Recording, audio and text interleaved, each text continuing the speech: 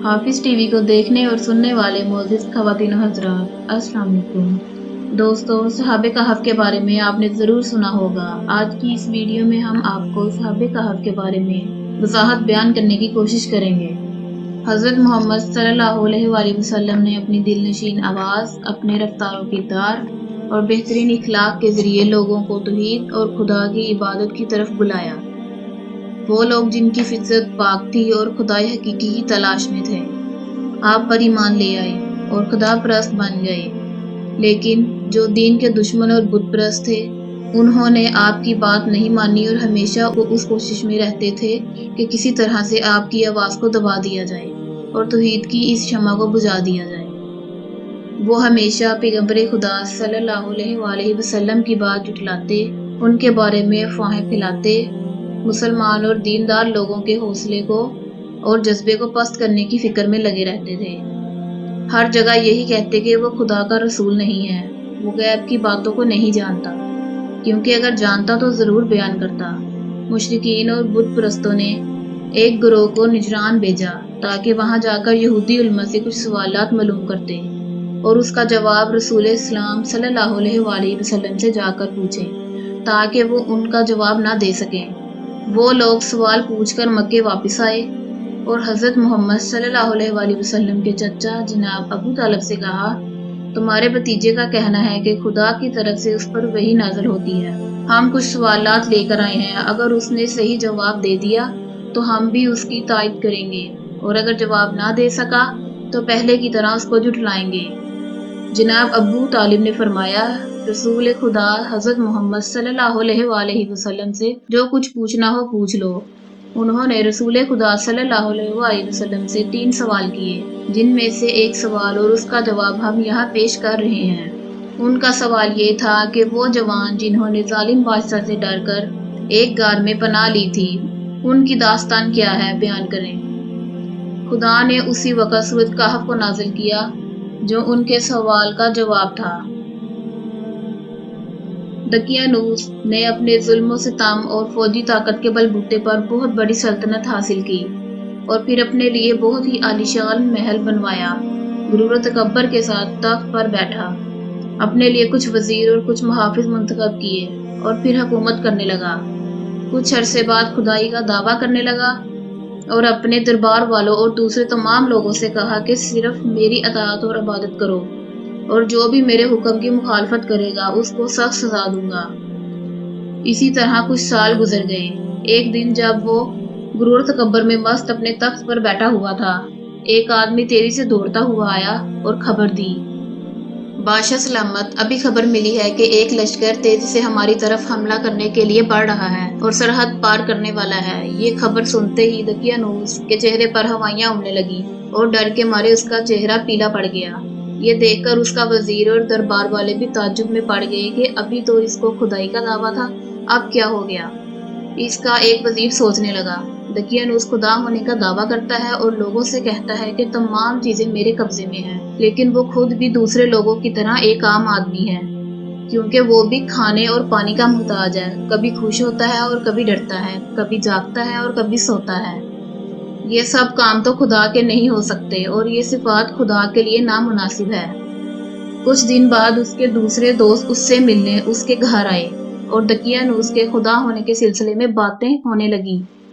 उसने अपने दोस्तों से कहा, दोस्तों, बहुत दिनों से मैं अपने अंदर एक तब्दीली महसूस कर रहा हूँ, गोया मेरा बेदार ज़मीर मुझसे बातें कर रहा है या मेरी फितरत मुझे नूर और रोशनी की तरफ ले जा रही है। उस हालत ने मेरे ऊपर इतना असर किया है कि ना कुछ खाया जाता है और ना ही नींद आती है। आखिर ये क्या हो गया है, हमें भी बताओ। उसके दोस्त ने सवाल किया, दोस्तों, जब मैं आसमान की तरफ देखता हूँ और उस कायनात की वुसअत और अज़मत के बारे में गौर फिक्र करता हूँ तो सवाल पैदा होता है कि इन चांद, सूरज और सितारों को किसने पैदा किया है। जब मैं ज़मीन और दूसरी मखलूक़ात के बारे में गौर फिक्र करता हूँ तो सोचता हूँ ये सब कैसे पैदा हुए हैं। ये पहाड़, ये सहरा, हरियाली, दरिया और मुख्तलिफ किस्म के जानवर किसने बनाए। खुद ये इंसान कैसे पैदा होता है और फिर कैसे बड़ा होता है। खुद हमको किसने पैदा किया। फिर तुम किस नतीजे पर पहुंचे। इस नतीजे पर पहुंचा हूँ कि दकियानूस एक कमजोर और नातवा मखलूक है। वो सिर्फ खुदाई का दावा करता है ورنہ حقیقی خدا وہ ہے جو حکیم، عالم اور اس پوری کائنات کو پیدا کرنے والا ہے۔ اس کے دوستوں نے بھی اس کی باتوں پر غور کیا اور پھر سب نے اس کی تائید کی۔ تب انہوں نے طے کیا کہ دقیانوس کے شر سے بچنے کے لیے ہمیں اس شہر سے نکلنا ہوگا، اور آخرکار پورے ارادے کے ساتھ شہر سے باہر نکلے اور ایک بیابان کی طرف چل دیے۔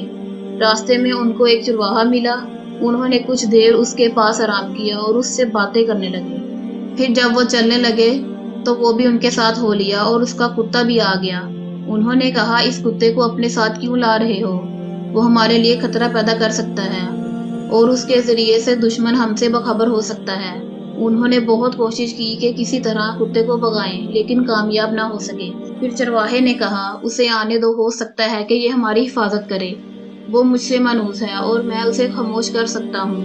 صحراؤں اور پہاڑوں سے گزرتے ہوئے وہ ایک غار کے پاس پہنچے اور سوچا، اس میں ذرا چل کر آرام کیا جائے۔ سب لوگ آرام کرنے کے لیے لیٹ گئے۔ تھکاوٹ کی وجہ سے انہیں فوراً نیند آ گئی اور کتا بھی غار کے کنارے سو گیا۔ یہ غار اتنا بڑا تھا اور اس کا دروازہ اس طرح کا تھا کہ جب سورج طلوع ہوتا تھا تو اس کی کرنیں سیدھی اس غار میں پڑتی تھی، اور جب غروب ہوتا تھا تب بھی ایک بار اس میں چمکتا تھا۔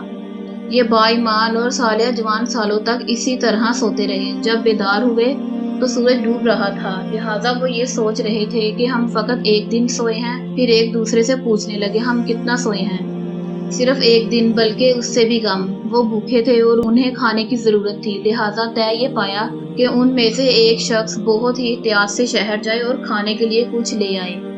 ان میں سے ایک تیار ہوا اور وہ باہر آیا۔ جب باہر آیا تو کیا دیکھا کہ باہر کا پورا منظر بدل چکا ہے۔ پہاڑوں پر صرف چند سوکھے پیڑ دکھائی دے رہے تھے اور کچھ نہیں۔ جس راستے سے وہ آئے تھے وہ بھی اسے عجیب سا لگا، اور شہر تو بالکل بدل چکا تھا۔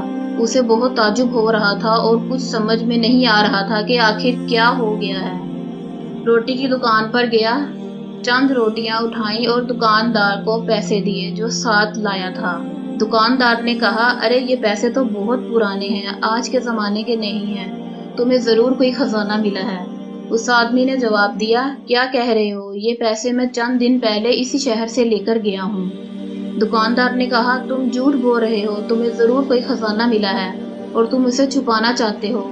ایک بھیڑ اکٹھی ہو گئی اور خبر جنگل کی آگ کی طرح پھیلتی گئی، یہاں تک کہ بادشاہ کے کانوں تک پہنچی۔ اسے بادشاہ کے دربار میں حاضر کیا گیا تاکہ اس سے پوچھ تاچھ کی جائے، کیا تم کو کوئی خزانہ ملا ہے؟ بادشاہ نے سوال کیا۔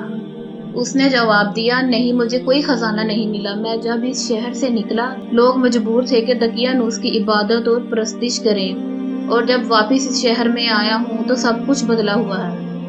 بادشاہ نے کہا، یہ کہانی شاید تم نے اس لیے گڑھی ہے تاکہ ہم کو بے وقوف بناؤ۔ تمہیں معلوم ہے کہ ہمارے پیغمبر جناب عیسیٰ علیہ السلام نے فرمایا ہے کہ اگر کسی کو خزانہ ملے تو اس کا 5واں حصہ اس سے لیا جائے اور باقی اسی کے حوالے کیا جائے۔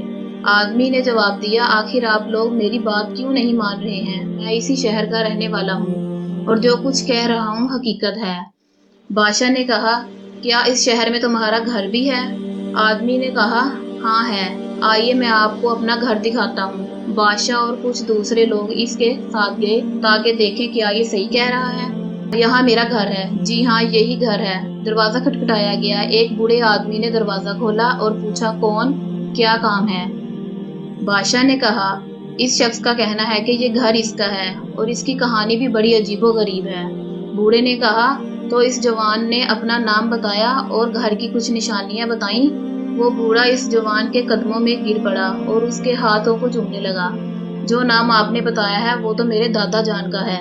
بادشاہ سلامت، یہ سب وہ با ایمان جوان تھے جو ظالم بادشاہ دقیانوس کی حکومت سے بھاگ کر شہر سے باہر چلے گئے تھے۔ یہ سچ کہہ رہے ہیں۔ بادشاہ اور دوسرے لوگ بھی اس نوجوان کا احترام کرنے لگے۔ پھر یہ طے پایا کہ غار میں چلا جائے تاکہ دوسرے جوانوں کا بھی دیدار کیا جائے۔ سب لوگ غار کی طرف چل پڑے۔ جب غار کے قریب پہنچے تو اس نوجوان نے کہا، ابھی آپ یہیں ٹھہریں تاکہ میں اپنے دوستوں کو ساری بات بتا دوں، کیونکہ ان کو نہیں معلوم کہ وہ کتنا سوئے ہیں۔ اگر وہ آپ لوگوں کو دیکھیں گے تو یہی سمجھیں گے کہ دقیانوس کی فوج ہمیں گرفتار کرنے آئی ہے۔ وہ دوستوں کے پاس آیا اور کہا، دوستو، کیا آپ جانتے ہیں کہ ہم کتنا سوئے ہیں؟ بتا تو دیا کہ ایک دن، بلکہ اس سے بھی کم۔ نہیں دوستو، بلکہ ہم لوگ 309 سال تک سوئے ہیں۔ दकियानूस बहुत सालों पहले मर चुका है और उसके बाद खुदा ने एक पैगंबर भेजा है जिसका नाम ईसा इब्ने मरियम है। खुदा के हुक्म से वो भी अब आसमान पर चले गए हैं और उस वक़्त का बादशाह और लोग सब इसी पैगंबर के मानने वाले हैं और सब लोग आपके दीदार के मुंतज़िर हैं। उसके दोस्त ताज्जुब से उसकी बात सुन रहे थे। उनमें से एक ने कहा, तुम क्या कह रहे हो? क्या ये चाहते हो कि हम लोगों के लिए इबरत बने? फिर क्या किया जाए? आओ सब खुदा से दुआ करते हैं कि दोबारा हमको उसी तरह अपनी बारगाह में बुलाए। खुदा ने उनकी दुआ कबूल कर ली और वो फिर से हमेशा के लिए सो गए। जब बहुत देर हो गई और वो बाहर ना निकले तो बादशाह और उसके सिपाही इसके अंदर आए। देखा कि सब के सब इस दुनिया से जा चुके हैं। बादशाह ने हुक्म दिया कि इस गार को एक इबादत गाह की शक्ल दी जाए ताकि क़यामत तक के लिए यादगार रहे। नाजरीन, ये थे वो सहाबे कहफ जिन्होंने अल्लाह के हुक्म से 309 साल इस गार में सोकर गुजार दिए। हाफिज टीवी के मुअज़्ज़िज़ दोस्तों, अगर आपको हमारी ये काविश पसंद आई तो इस वीडियो को ज़रूर लाइक करें और इसे अपने दोस्तों के साथ लाजमी शेयर करें और मज़ीद ऐसी वीडियोस के लिए इस चैनल को सब्सक्राइब करें और साथ घंटी के बटन को भी दबाएं ताकि हमारी हर वीडियो आप तक पहुंच सके। अब आप मुझे इजाज़त दें, मैं आपसे मिलूंगी एक नई वीडियो के साथ। तब तक के लिए खुदा हाफिज़।